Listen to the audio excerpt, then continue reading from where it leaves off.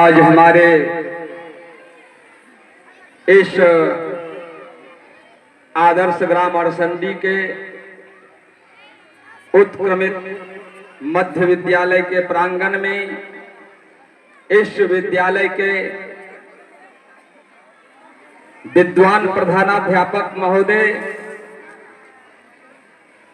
पूज्य सुबोध बाबू के विदाई समारोह पर मंच पर उपस्थित सभी विद्वानगण, समाज सेवीगण, हमारे गांव के बुद्धिजीवी वरिष्ठगण एवं हमारे चौसा प्रखंड अंतर्गत अन्य अन्य विद्यालय से और ग्राम से पधारे हुए सभी श्रेष्ठ जन, महानुभाव, आज हमें खुशी भी है और गम भी। गम इस बात का कि हमारे विद्वान प्रधानाध्यापक जो हमारे पंचायत के ही हैं और इन्होंने अपने कार्य कुशलता के बल पर ग्रामीणों से सामंजस्य बनाते हुए विद्यालय के सभी शिक्षक शिक्षिकाओं से भी सामंजस्य स्थापित करते हुए अपने कार्यकाल को पूरा करने की कृपा की है। इसके लिए मैं मूल रूप से माननीय प्रधानाध्यापक महोदय को नमन करता हूं और इस विद्यालय के जितने भी हमारे शिक्षकगण हैं सभी हमारे सुबोध बाबू के मार्गदर्शन में बहुत अच्छे ढंग से हमारे गांव के पास पड़ोस के बच्चे जो इस विद्यालय में आते हैं उन्हें शिक्षा ग्रहण कराने का विशेष कृपा की है, जिसका प्रतिफल हम लोग देखते हैं। अभी जो देखने को मिल रहा है वह इन्हीं सब का प्रतिफल है कि नहीं तो कितनों विद्यालय में शिक्षक सेवानिवृत्त होते हैं, कोई जान भी नहीं पाता है। लेकिन हमारे पूज्य सुबोध बाबू के मार्गदर्शन में इस विद्यालय में जितने भी शिक्षक हैं हमारे, हमको लगता है कि पास पड़ोस में जिस प्रकार की विधि व्यवस्था है हमारे प्रखंड से बाहर, वहां से कहीं भिन्न हमारे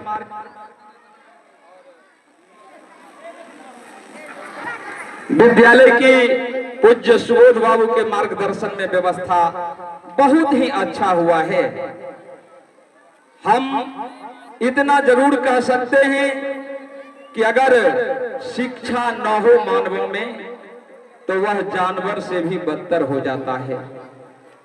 तो शिक्षा मूल है, संस्कृति फूल है और ज्ञान उसका प्रतिफल है। तो उस मूल का हमारे पूज्य सुबोध बाबू जो बिल्कुल ही सहनशील प्रधानाध्यापक अब तक जो हमारे विद्यालय में आए थे उनमें बिल्कुल सहनशील, अगर जाने अनजाने कोई अनजान व्यक्ति कुछ बोल भी जाते थे तो ये सहन कर सामंजस्य पैदा करने का विशेष प्रयास करते थे।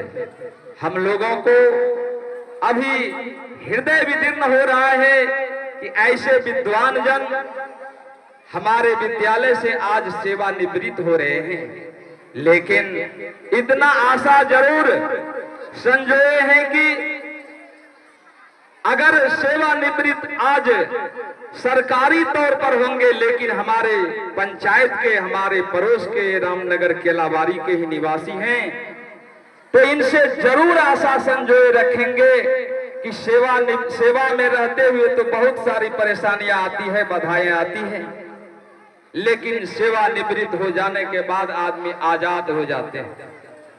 किसी भी कार्य को, अच्छे कार्यों को करने के लिए वे सक्षम हो जाते हैं।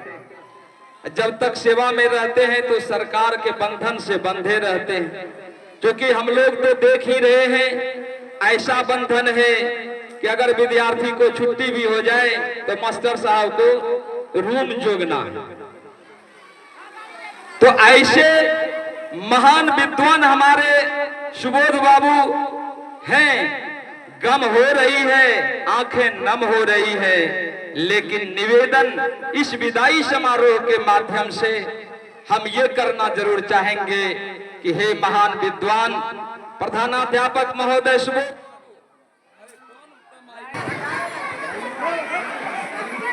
बिल्कुल आप लोग हैं बच्चे सब, थोड़ा देर के लिए शांति भाव से सभी से निवेदन है कि शांति का दान अवश्य हो, क्योंकि समारोह बहुत ही महत्वपूर्ण है।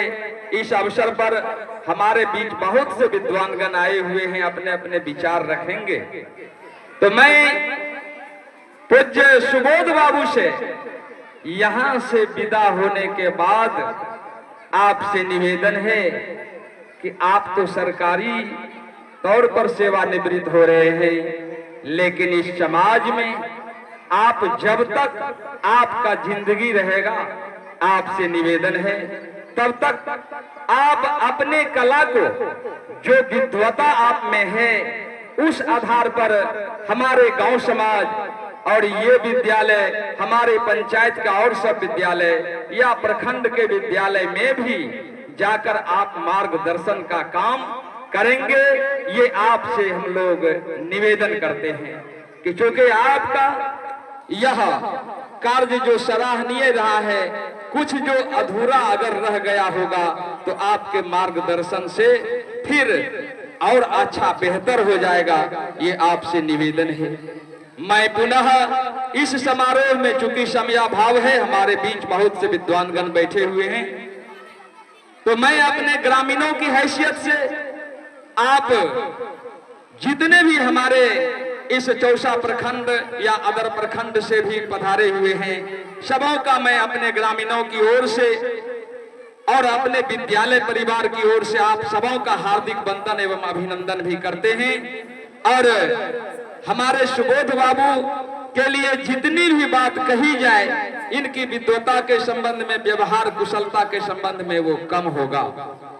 इसलिए समय को देखते हुए मैं यही निवेदन करूंगा कि आप विदा तो हो रहे हैं सरकारी बात से, लेकिन समाज में आप यहाँ ही रह रहे हैं। यही बात आप हमेशा हम लोगों का निवेदन स्वीकार करने की कृपा करेंगे। और इन्हीं चंद शब्दों के साथ आप सभी विद्वान जनों को एवं अपने गांव के सभी वरिष्ठ जनों को, विद्यालय परिवार के सभी शिक्षक गणों को, शिक्षा समिति के सदस्य गणों को हार्दिक वंदन अभिनंदन करते हुए अपने वाणी को देता हूं विराम। धन्यवाद। जो हमारे सदस्य हैं विद्यालय समिति के भी, परम आदरणीय विद्वान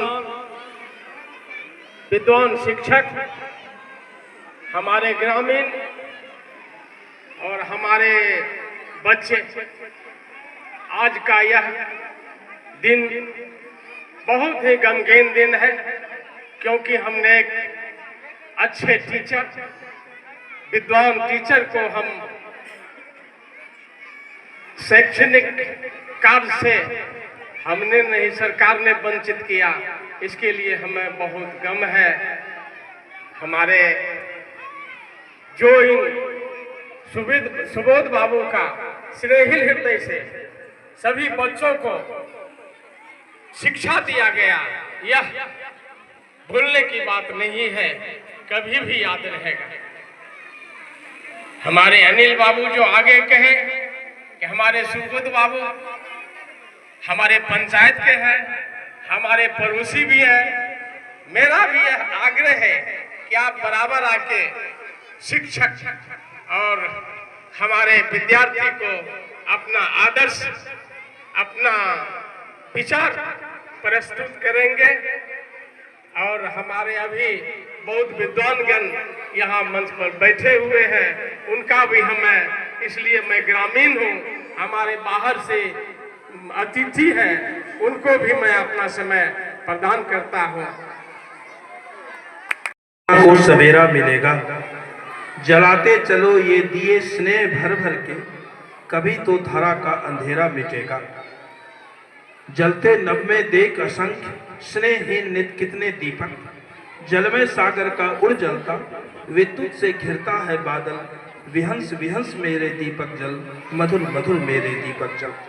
आदरणीय एवं श्रद्धेय इस समारोह की अध्यक्षता कर रहे महोदय, मंचासीन आम उपस्थित सज्जनवृंद, बुद्धिजन और हमारे छात्र छात्रा, किसी भी समारोह के संबंध में पिताश्री की एक बात याद आती है जो अक्सर कहा करते थे कि अगर पुलिस या अदालत में लोगों की भीड़ जुटती है तो समझिए कि इंसानियत में कमी आ रही है।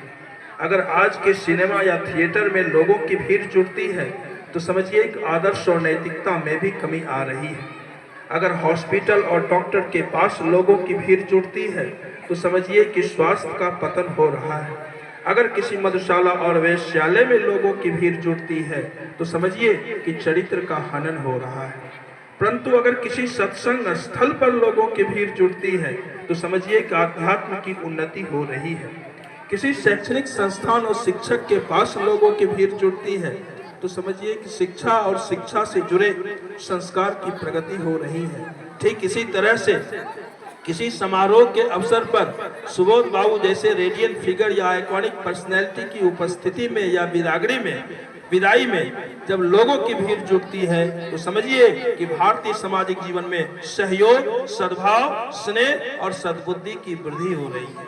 अतः इस समारोह के महत्व को समझते हुए, इसकी विशेषता और गुणों को आत्मसात करते हुए मैं तमाम उपस्थित बुद्धिमान विद्वान जन अतिथिगण को हार्दिक अभिनंदन करता हूँ।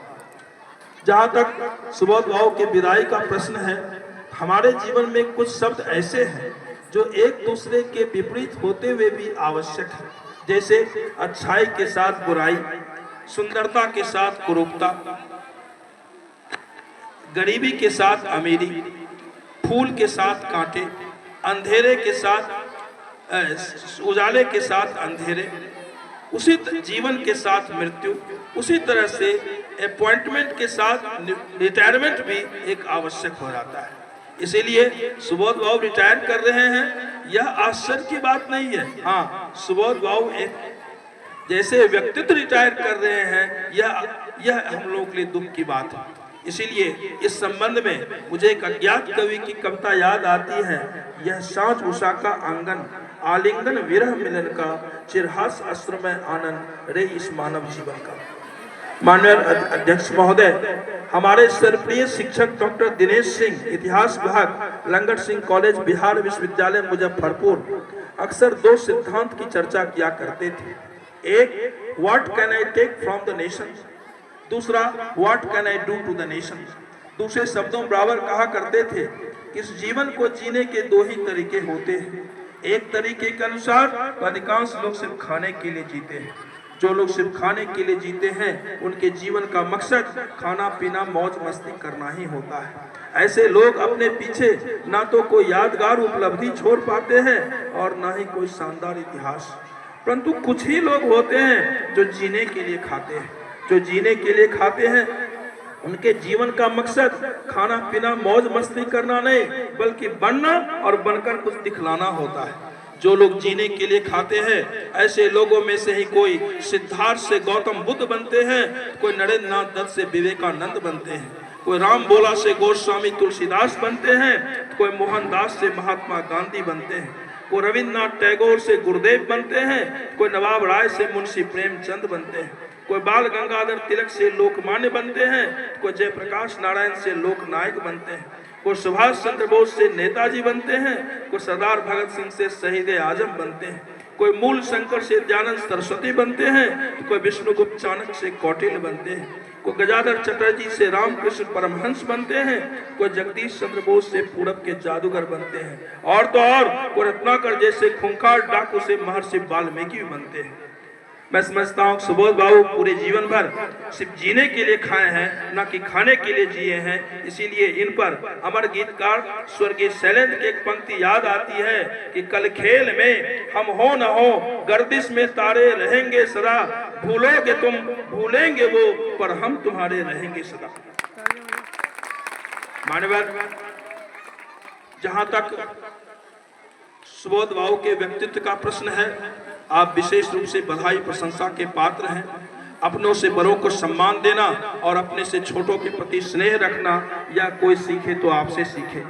पूर्व राष्ट्रपति मरहूम डॉक्टर APJ अब्दुल कलाम अक्सर कहा करते थे कि सपने वो नहीं होते जो हमें सोने पर आते हैं, सपने तो वो होते हैं जो हमें सोने ही नहीं देते।